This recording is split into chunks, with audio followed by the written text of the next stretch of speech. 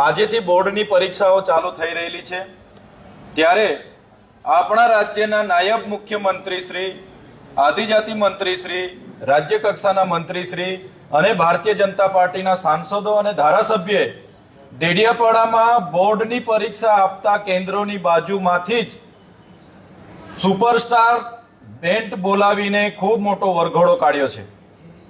નાયબ મુખ્યમંત્રી, એમના મંત્રીઓને કદાચ બાળકોની ચિંતા હોત તો બોર્ડની પરીક્ષા આપનારા બાળકોના કેન્દ્રની નજીક આજે લોકો વરઘોડો નહીં કાઢત, પણ એમણે ત્યાં વરઘોડો કાઢ્યો છે અને બોર્ડ પરીક્ષા આપનારા વિદ્યાર્થીઓને ડિસ્ટર્બ કરવાનું કામ કર્યું છે.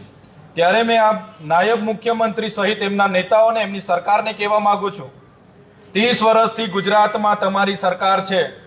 જો તમે તમારી સરકારમાં કામ કર્યા હોત તો આજે તમને ડેડિયાપાડામાં વરઘોડા કાઢવાની નોબત નહીં આવત.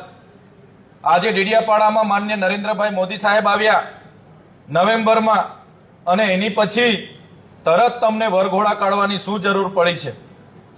આજે ગૃહનો દિવસ છે, મહત્વનો દિવસ છે, છતાં જ આદિજાતિ વિસ્તારના એ મંત્રી હોય, આદિજાતિ મંત્રી, રાજ્ય કક્ષાના મંત્રી, એમના ધારાસભ્ય બધા ત્યાં છે અને ચૈતર વસાવા વિશે ટીકા ટિપ્પણીઓ કરે છે, ભાષણો કરે છે.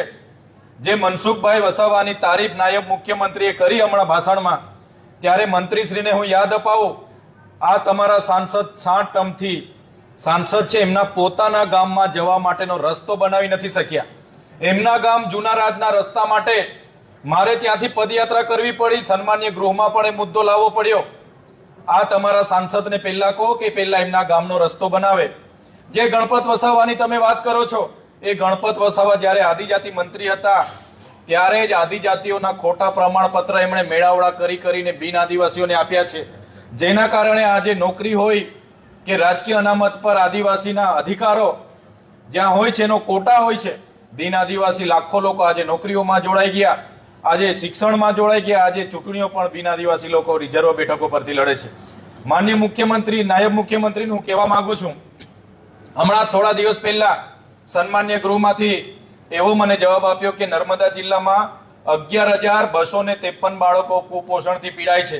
એની નિવારણની વાત તમે કેમ નથી કરતા? નર્મદા ડેમ છે, એક બાજુ ઉકાઈ ડેમ છે, એનું પાણી ડેડિયાપાડાના મળે, એની વાત તમે કેમ નથી કરતા?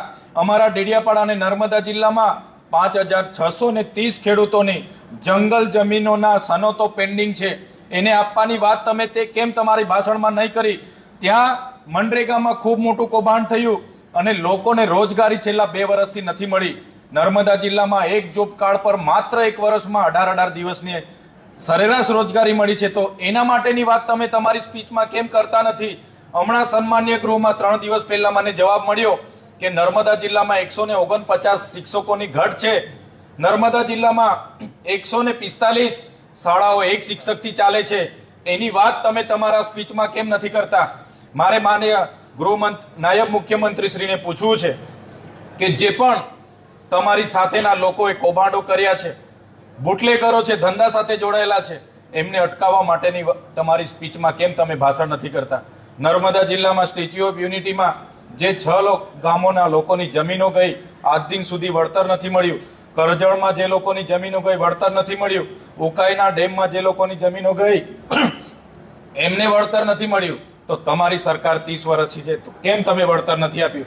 એની વાત કેમ તમારી સ્પીચમાં નથી કરી? ત્યારે મારે કહેવાનું છે કે ત્યાં જઈને આજે ચૈતર વસાવાને ત્યાં પ્રતિબંધ છે, એટલે ત્યાં જઈને તમે ચૈતર વસાવા વિશે ટીકા ટિપ્પણી કરો, એના કરતા તો લોકોના સમસ્યાનું નિવારણ કઈ રીતે કરવું એ બાબતનું તમે જો ભાષણ કરતા તો ચોક્કસ અમે સ્વાગત કરતા. ધન્યવાદ.